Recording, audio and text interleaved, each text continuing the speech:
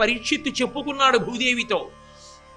అమ్మా, సాధువులకు జంతువులకు బాధలు కలిగించు కలుల భంజింపని రాజాధము ఆయు స్వర్గము శ్రీ ధనము వీటిపోవు సత్యము తల్లి అన్నాడు. విష్ణుస్వరూపంగా ఈ రాజ్యాన్ని పరిపాలన చేయడానికి రాజు అన్న పేరుతో కూర్చుంటాడు.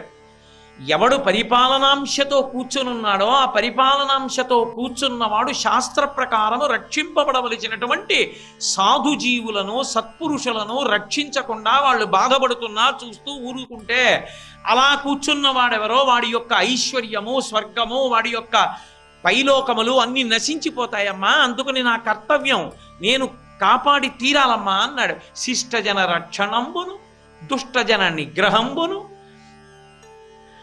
నృపులకు స్రష్ట విధించెనని పురాణ ద్రష్టలు చెప్పుదురు, ఇది ధర్మము తల్లి అన్నాడు. ఎవడు తనంత తాను రక్షించుకోలేని బలహీనుడు ఉంటాడో వాడు ధర్మాన్ని పట్టుకుని ఉన్నప్పుడు వాడిని రక్షించడం, అధర్మంతో ధర్మాన్ని పట్టుకున్న వాడిని పాడు చేస్తున్న వాడిని శిక్షించడం రాజు యొక్క కర్తవ్యం. అందులో నేను వైక్లభ్యాన్ని పొందకూడదుగా అమ్మా, అందుకుని వీడి భుజాలు నరికేద్దాం అనుకుంటున్నాను. కాబట్టి ఇప్పుడు ఆయన భూమికి పరిపాలకుడు గోవిందా అన్న నామానికి అర్థం ఏమిటంటే, భూమి వంక చూసినప్పుడు భూమి మీద ఉన్నప్పుడు ఒక భావన మనసు ఎందు ఉండాలి. అసలు ఈ భూమి భరించడానికి ఈ భూమి మీద నిలబడడానికి యోగ్యముగానే బతుకుతున్నానా, అది గోవిందా అన్న నామానికి అర్థం. గోవిందా గోవిందా గోవిందా గోవిందా అని పిలవగా ఏ భావన వస్తుందంటే ధర్మమునందు అనురక్తి వస్తుంది. నేను ఈవిడికి బరువు కాకూడదు, నేను ఉండడం ఆవిడికి సంతోషం కావాలి. ధర్మాత్ములైన వారు భూమి మీద ఉంటే వర్షాలు పడతాయి, భూమి సస్యశ్యామలమవుతుంది.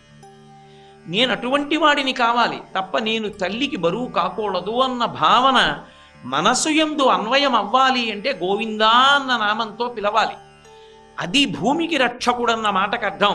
ఇప్పుడు ధర్మమునందు అనురక్తి కలిగిందనుకోండి, ఎవడు ధర్మమునందు అనురక్తి కలిగి ఉంటాడో వాణ్ణి చూస్తే ఇద్దరు ప్రీతి చెందుతారు. ఒకరు భూదేవి, వేరొకడు భగవానుడు.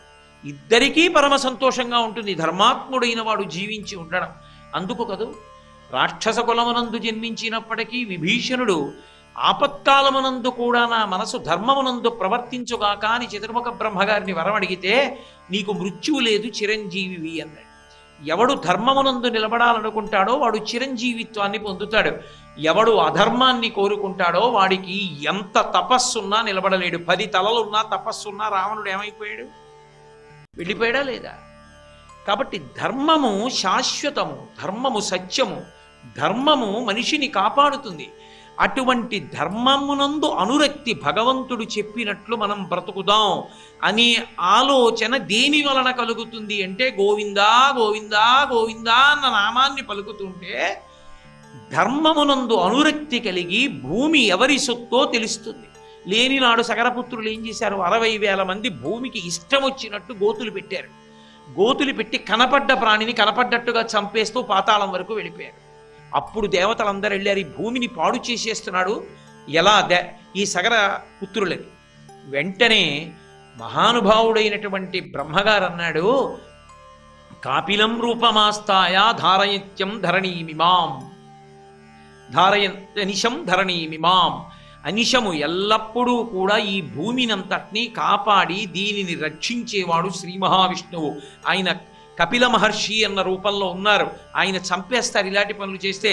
కాబట్టి కపిలుని యొక్క ఆగ్రహ జ్వాలల యందు ఈ 60,000 మంది సగరపుత్రులు బూది కుప్పలుగా పడిపోతారు. అధర్మం చేసి భూమిని పాడు చేద్దాం అనుకున్న సగరపుత్రులు ఏమయ్యారు, చిట్ట చివరికి భస్మరాసులై పడిపోయారు.